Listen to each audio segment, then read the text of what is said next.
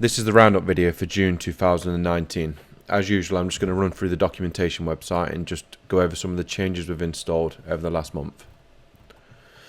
So we'll start from the 12th of June. We introduced a concept of non-inventory items. Actually, this was a Microsoft introduction, and we've just managed to get it working with Garage Hive. So now when you're creating an item, you can actually select type as non-inventory, and this will allow you to sell and purchase the item without having to track the stock. So the cost is just assigned immediately. There's a separate video on this, which I'll link in the description of this Roundup video, because it goes into quite some detail. On the 21st of June, we introduced a VHC priority column. This has two main purposes. One is to just let the users know when they're actually selling this to the customer what the actual priority of the work is. But more importantly, this is going to allow us to report in Power BI on authorization percentages of advised, urgent and critical work. So if we just take a quick look at this in action. So if we open a VHC, you'll see this column here now, this priority. So we've got advised, urgent and critical. It's good from an operational perspective, but it's just a reporting feature. So as default, it's advised. If you want to start using this to understand what your authorization percentages are on urgent and critical work, then please just set this. We added creation date fields for customers and vehicles. Now this is going to allow us to create some good reports in Power BI on new customers. So if we just take a quick look at the vehicle list, for example, we can now see the creation date of the vehicles. And if we go to customers, this will only apply to customers going forwards. Unfortunately, we cannot backdate this creation date field for the customers. We have been able to for vehicles, but we can't for customers. So you see, you need to enable the column called creation date, and this is going to allow you to export customers based on when they were created. So if you want to contact all new customers within a particular date period, then you can do.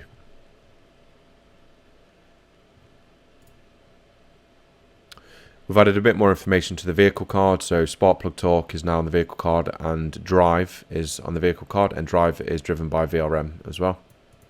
We've added extended status to purchase orders. So this was a request just so you can categorize purchase orders now. So it uses the same table as the job sheet extended statuses. To change it, you open the purchase order, and providing you've got extended status enabled, you can just select the type of extended status.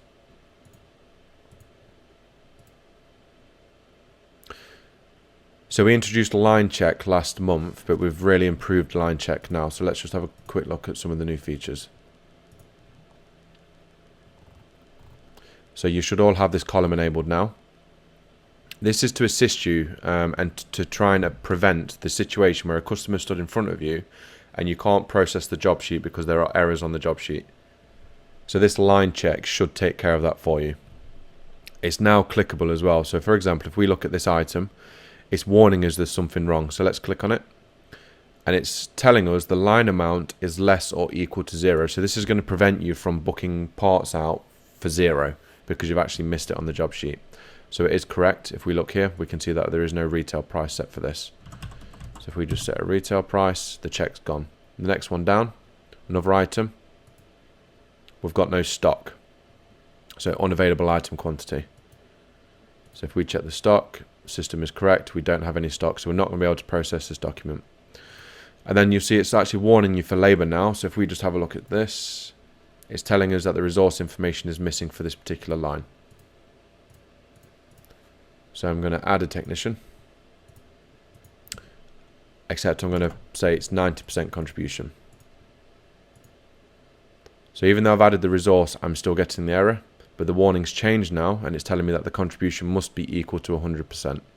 So I'm sure you've all suffered this problem when attempting to post a job sheet. So if I go back into here, change this back to 100% contribution, the warning's gone. So that's the line checker feature. It's really good. It works really nicely now, so I look forward to hearing feedback on this feature.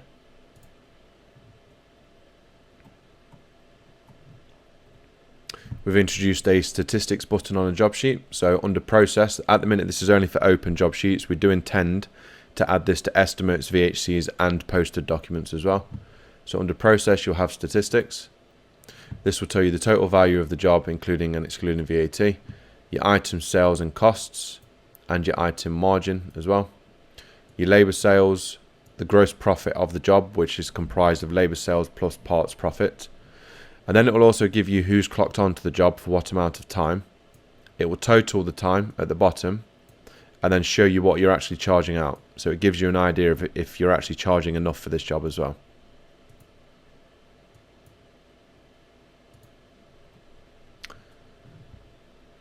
So the last change before we touch on Autodata was we've actually improved the schedule now as well. So if we just take a quick look at the schedule.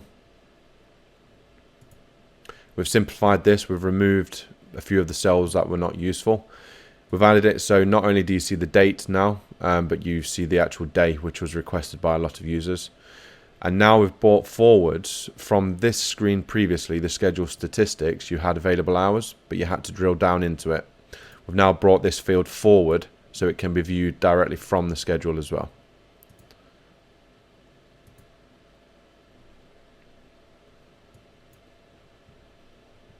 And then finally, again, I'll link a separate video for this, but the Autodata add-on is now in open beta for all of our users. In the description of this video, there's a video all about the Autodata beta test. So that's the roundup for June 2019. If you've got any questions, please let me know. Thank you.